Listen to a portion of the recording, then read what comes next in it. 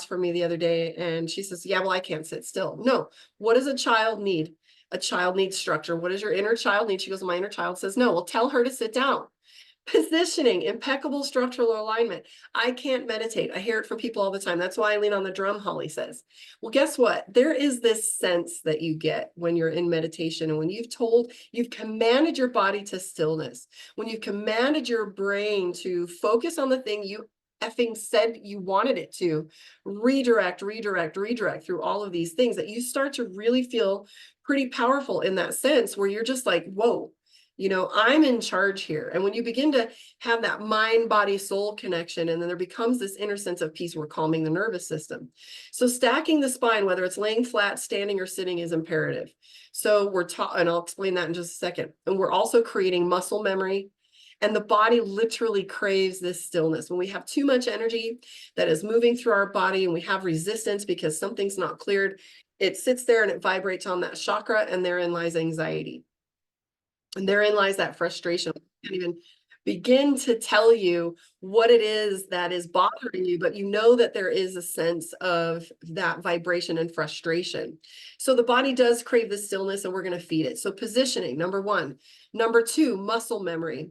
Remember, some of us have studied the body keeps the score. The body does keep the score. There's somatic memory that goes in when we have traumas, when we have laughter, when we have songs that come on and we remember them, when we have a smell that makes us sick, when we have an uncomfortable conversation. The body stores these pieces of memory, information, and emotions.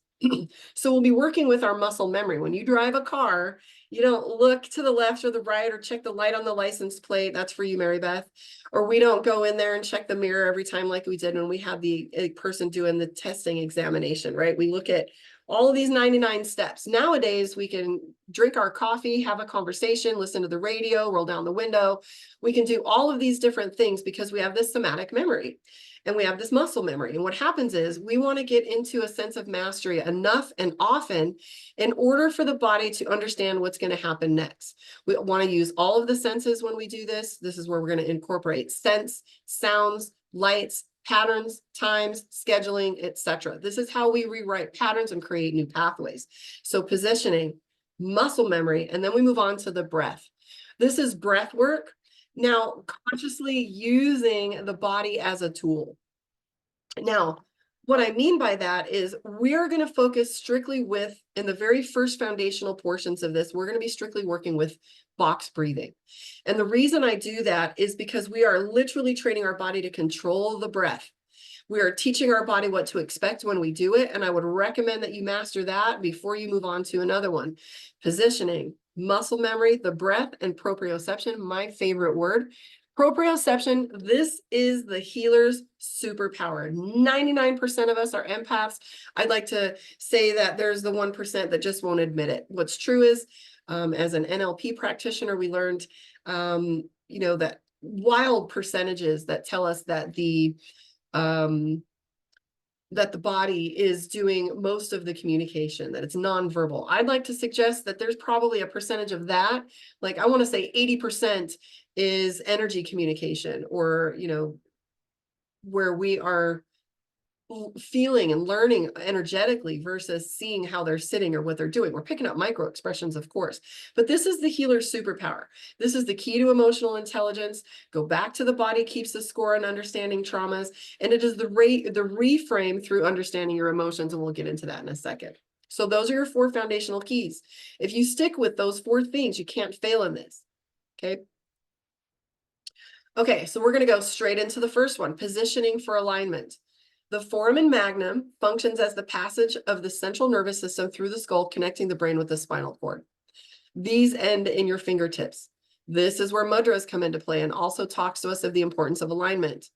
Impeccable alignment allows for perfect communication between the mind, body, and spirit.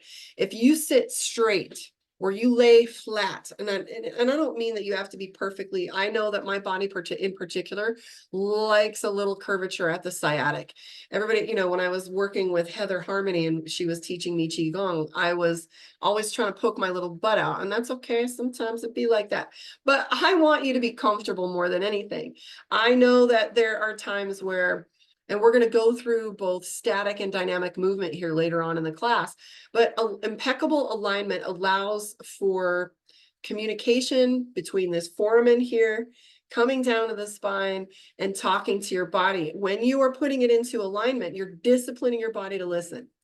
In this, you're instructing the nervous system and it's looking for direction.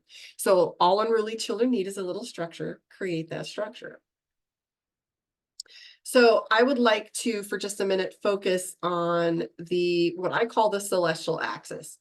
The brain talks to our body through the spinal column. The spinal column and all